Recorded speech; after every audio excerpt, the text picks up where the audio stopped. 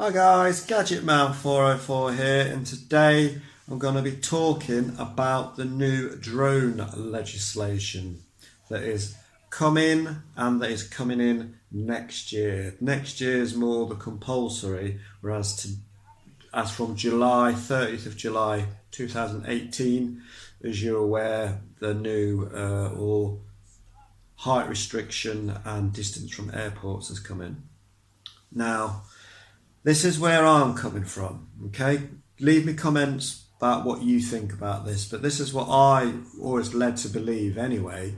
The 400 feet, I always thought it's not an unwritten law. So they've made a law of something that people have already been abiding by. You're going to get the odd plank that isn't going to abide by it, and they're going to do what they want to do and go higher than that and all that kind of thing. So the 400 feet, making a law, and a law that's already been sort of in place since modelling began, I don't understand that. But that is why I think when the government make laws and all this kind of thing, they need experts. They need to be talking to RC clubs and the CAA and the BMA and all that kind of thing. They need to be talking to those kind of people to find out what they can actually do, because this is where I'm coming from. 400 feet is fine, yeah. I go high to about 100 feet. I don't go above 400 feet. I like to get to about 250, 300 feet, maybe 100 meters, sorry, but I've never gone to 400 feet or above. Okay, now I don't get this new bit where I always thought it was 5 kilometres from your nearest airfield or airport, and now, as from the 30th of July, they've reduced that down to 1 kilometre, which is 1,000 metres. So I can fly my drone 1,000 metres away from an airport, 400 feet high. Hello? Are you asking for trouble? I could be in the middle of a run, really close to an airfield or an airport, 1,000 metres. So I can fly within 900 metres, 400 feet high, and I'm not breaking the new 2 laws that have just come in. But I think 1,000 metres isn't far enough. I think you need to make it 5 kilometres or further. Make it 10 miles or 10 kilometres. 1 kilometre, that is not far. All my drones can fly way beyond 1,000 metres. My Bebop can do 2,000 kilometres for a start, so that's 2,000 metres. And my 3X can go over 1,000 metres. I've done 1,400 metres or something. Never near an airport. And I've never gone higher than 400 feet. But with my Bebop, because it has telemetry, then yeah, I have gone to 100 metres, which is 350 or 275 or whatever. So yeah, and I would never go above 400 feet. So guys, drop me comments, because this is going to be a shortish one, but follow up from you guys. I want you guys to have your say. Drop me comments, because I read all my comments. I've got a separate app on my phone that shows me the comments, and then I can then go into each person and reply to each one of your comments. And that's what I do on a weekly basis. I don't do it on a daily basis. I'll go every 2-3 days, see how many people have dropped me comments, and then I will tick love heart thing, I like your comment, and I'll get back in touch with you and I'll say, yeah, thank you, how did you hear of my channel? Because I'm getting quite a lot of subscribers from abroad, not always like Americas, but I'm getting like from Russia, India, all over the place. I've got subscribers coming from all walks of life, and that is fine by me. It doesn't matter what country you come from, but a lot of my new subscribers don't have any subscribers and don't have any videos,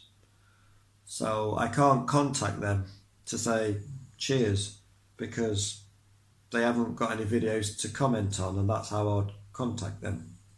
So I'll look into my app, see who these new people are, and then I'll try and drop them a message, because I like to know how they heard of me, how did they get onto my channel and stuff like that. But that's, going off subject. So what do you guys think of the 400 feet? Yeah, that's a good thing. That's always been the way, and that's a good height. It's not too high, it's not too low. 1,000 meters from an airport? No, it is not far enough. I think you need to be a lot further than that, personally speaking. People are doing it now, flying more than 1,000 meters near airports.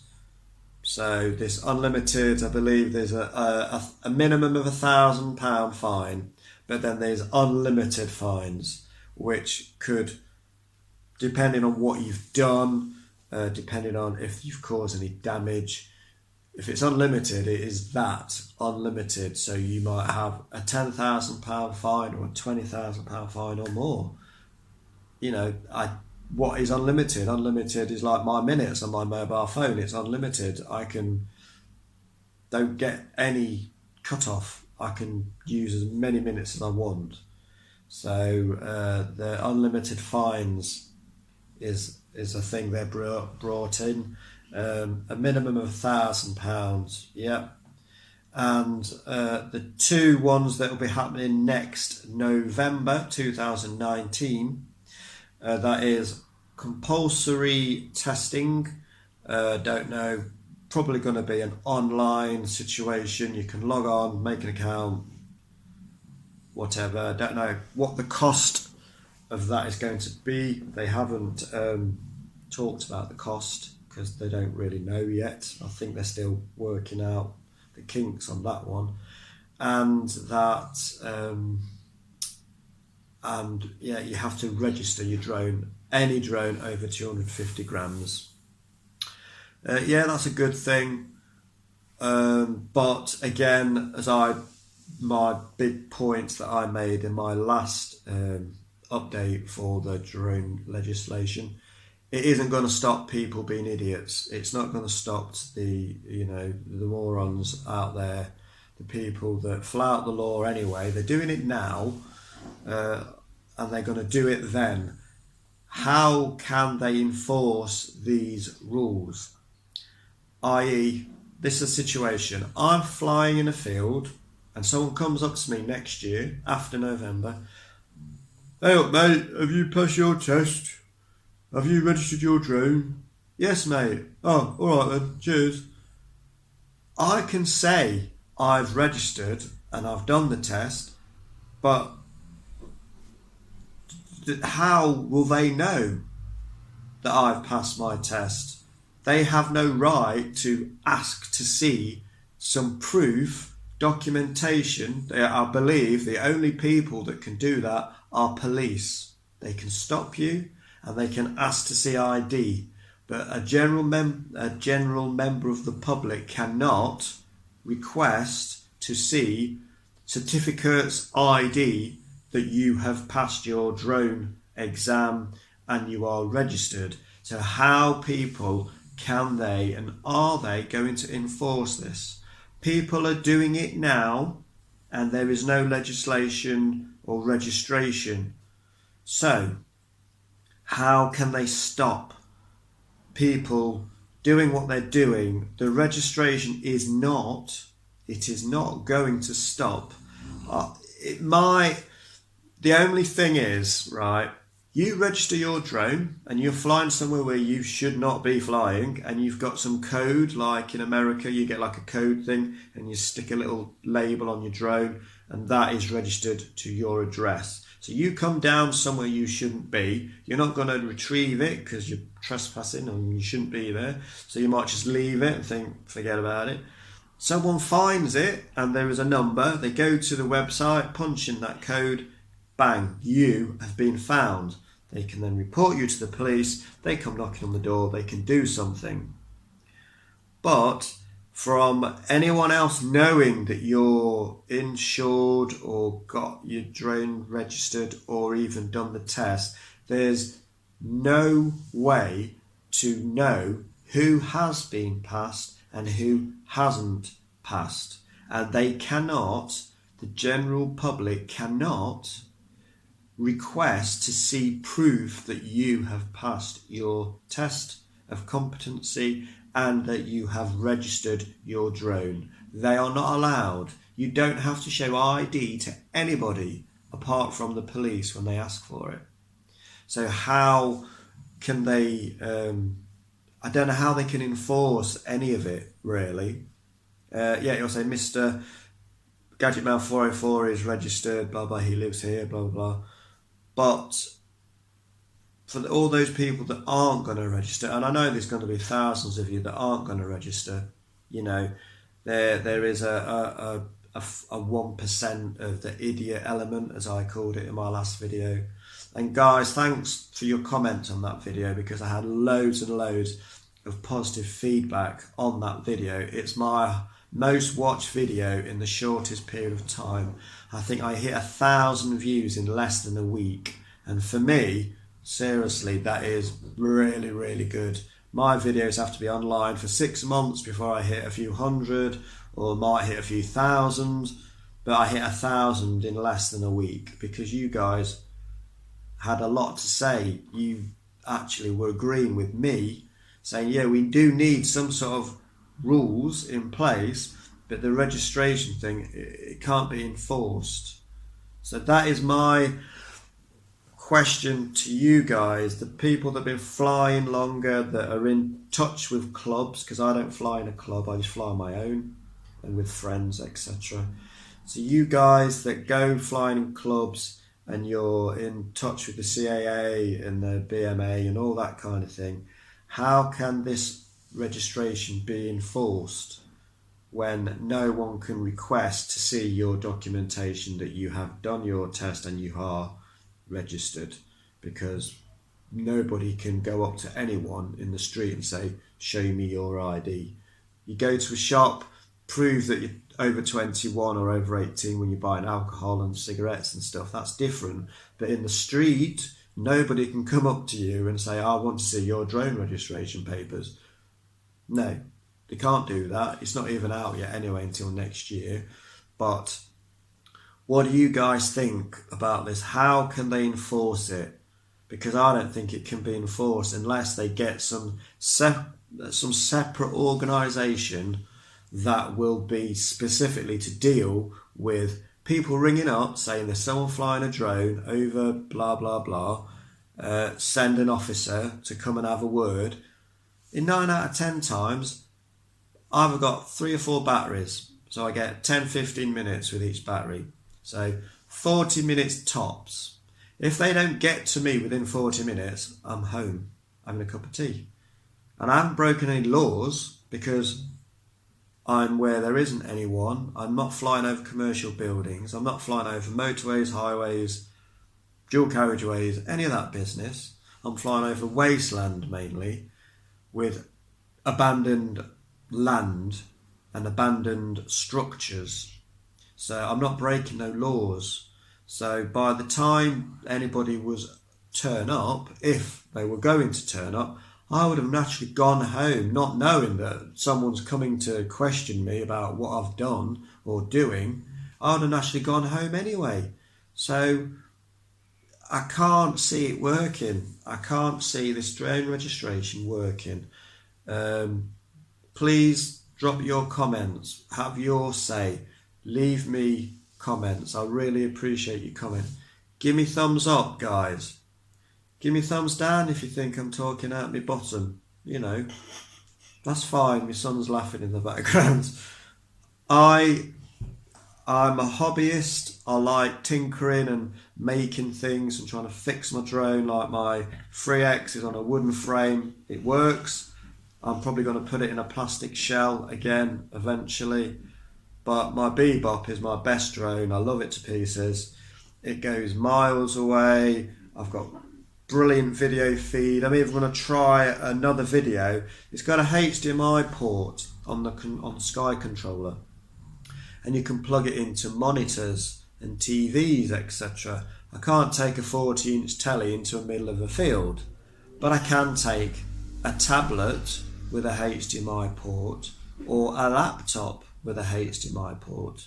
And then instead of looking at a little phone screen, I can have a 14-inch laptop showing my flight, which will be pretty damn awesome if I do say so myself. So that is a video I'll be making in the next coming days, depending on the weather. It's very, very cloudy out there today and it's a bit windy, so I'm not going flying today. This has been filmed on Monday, the 4th of June. But Wednesday, Thursday, my days off. So keep an eye on YouTube on those 2 dates, because that's when I'll probably be testing out this theory of using my laptop 15-inch monitor for my monitor for my Sky controller. Just interested to see if that would actually work. I will try and do a video, or I'll test it out before I do it. I don't want to go all that way and then it don't work. It's just like stupid. But I think it will. HDMI port on the laptop, HDMI port, connect them together. It's going to mirror what the controller sees from my phone screen. It's going to mirror onto the laptop. And then I'm going to get a really good view of what I am seeing. And then if people are walking by, that might, oh my God, oh, that's amazing. You know, I love flying over water. I didn't like flying over water before because I was always scared that battery's going to run out and it's going to come down. I know that at 4%, I have to be in front of me or as near to me as I can be, because at 4%, the Bebop is going to auto land. And it doesn't matter if it's over land, water, whatever, it's coming down. It doesn't fall out the sky, but it just comes straight down, and you can't really maneuver it when it's getting 4% and below. Up to that point, yeah, you can adjust, return to home, and you can go back and zoom and, you know, up and down, and turn left and come back a bit. But at 4%, you don't really have any control over your drone. It will just do an auto land, which is fine. So just be mindful, people. If you're flying your Bebop, get near you when it's around about 10%, because it goes from 10 to 4% in literally a minute and a half, 2 minutes. It don't take long to go from 10% to 4%, and then 4% it's just going to auto land. So thanks for subscribing. Continue to subscribe to my channel, people. Have your say on this video. It is a hot topic at the moment, but it's a good discussion piece for us modelists and hobbyists to discuss amongst ourselves. Where can we go to make this hobby better, safer for everybody? Not just for us flying on the flight line, but for people around us. Because I don't want my drone hitting someone. You know, when my drone did a flyway, it hit a house supposedly, and smashed to pieces. That's why it's on a wooden frame at the minute. But that's another discussion, another video. This is about the new drone laws that come in from July this year, 2018, and the new ones that are going to come in next year, November-ish, 2019. Have your say. There's a guy at work, and he says, it's your voice, use it, make yourselves heard. You guys, use your voices and make yourselves heard. Gadget Man 404 out.